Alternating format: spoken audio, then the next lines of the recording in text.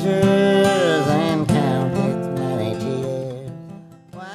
Affectionately called the Village, the town of Hibbing has a deep and rich past, like most towns nestled in the Mesabi Range in upper Minnesota.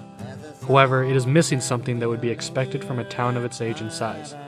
As you walk through its peaceful streets, you notice that all the buildings seem no more than 50 years old.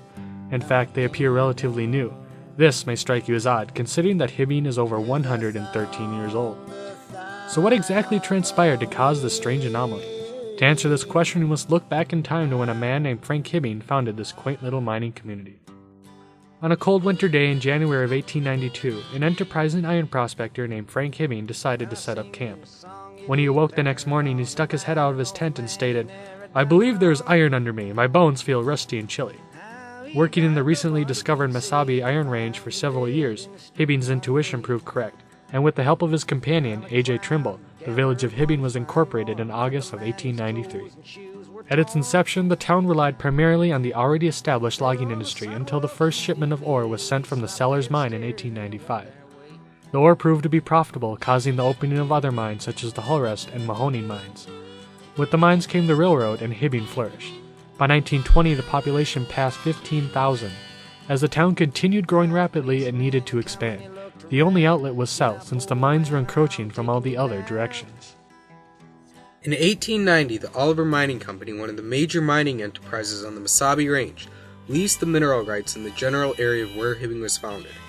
It was not until 1894, after the town site had already been established, that people realized significant deposits of iron ore lay underneath the town site itself. For years, the quality of the ore was difficult to ascertain, and therefore the people felt that the mining companies would leave their village well enough alone. Few believed that their homey community would literally be ripped from its foundations and dragged south. The surprise came in 1918 when the Oliver Mining Company, after private discussions with the city council, announced to a dumbfounded public that they were going to do just that. The town site for this new Hibbing was selected just a mile south. Furthermore, the Oliver Mining Company sought permission from the village of Hibbing to remove the Sellers Bridge. Their reason was that the bridge would interfere with the mining underneath the town. Many of the people felt that it was more to cut Old Hibbing off from the villages across the bridge, which would disrupt the local commerce. Now, even though the Oliver Mining Company had the rights to the iron ore underneath Old Hibbing, the citizens still retained the surface rights. To be able to mine the ore, the company offered to buy the land from the property owners. Their offer was to either move the building to New Hibbing, or just construct a new building and demolish the old one. The true reason for these actions is still debated to this very day. As one might have surmised, some of the citizens of Old Hibbing were not pleased about the way the Oliver Mining Company was conducting its business. Not only would their actions damage the industry and the integrity of Old Hibbing, it would also force the citizens to move south, even if they didn't want to. They felt that their individual rights were being infringed upon. The town that they had lived in for a significant part of their life would not be subject to the whims of a mining company. Perhaps their struggle would be fruitless, but they were going to stand up to the mining company and voice their objections. One of the most prominent citizens among the disgruntled townspeople was a man named Henry Pearl Reed. I am the sole grandson of H.P. Reed, Henry Pearl. He worked, he quit school by 8th grade. He was selling papers and working the steam. So when they were cutting in North Hibbing, it was brought to his attention that they should start stripping the cellars. So he took the first shovel full of ore out of the Hullrest mine.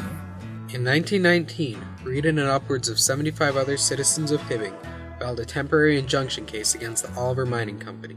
Reed sought to prevent the mining company from transporting any buildings, removing the Sellers Bridge, and sought to prevent the Mesaba Street Railway Company from removing the railroad in Old Hibbing. The plaintiffs claimed that the Oliver Mining Company was trying to force the people to relocate against their will. They built their case off three main arguments. First of all, they accused the Oliver Mining Company of being reckless in their mining activities, causing Old Hibbing to be an unsafe place to live. With mining being carried on less than a mile away from the town, falling debris and smoke were a continuing hazard. W.J. Ryder, a respected businessman in Old Hibbing, voiced his concerns.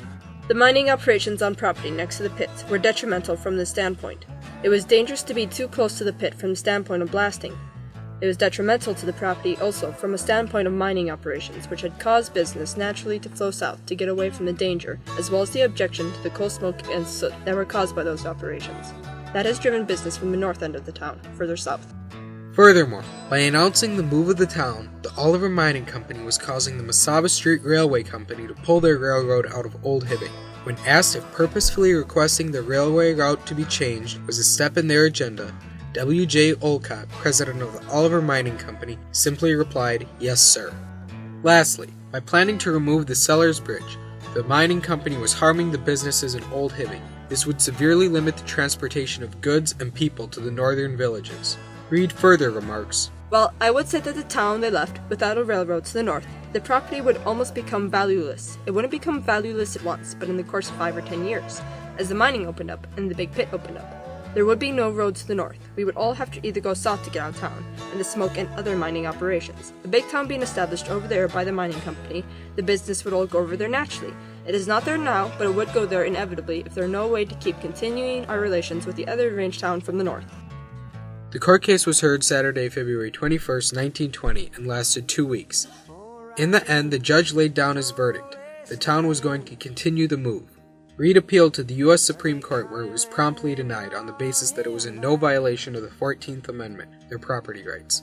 The people's stand was shaken, but they still knew that a rose by any other name was still eminent domain. Few people who wanted to stay up there weren't going to be allowed to. They were just going to have to move.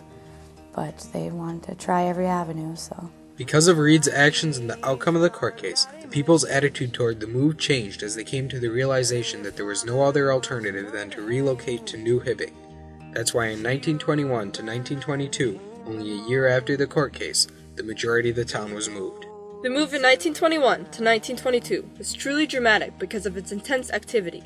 Moving a town was a hazardous experiment without precedent. It cost $18 million, which brought the village nationwide publicity. Hibbing, The Man in the Village, by Samuel J. Guello, 1957.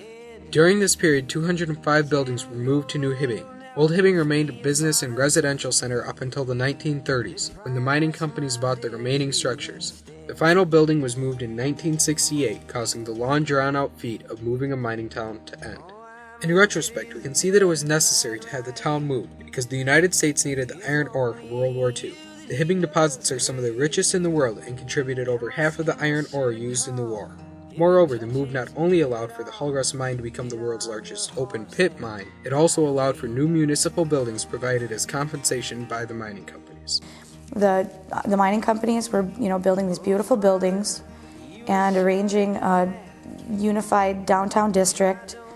And, there were buildings coming south, but there were a lot of new buildings going up. There were, the better public facilities, as far as water and light. They were eventually going to have to come south, but the court case just kind of solidified everything, made sure that they knew that there really wasn't a choice. In the end, the people of Hibbing did not succeed in stopping the move, but they did succeed by standing up for what they believed in, individual rights. That was the whole underlying principle of their testimony.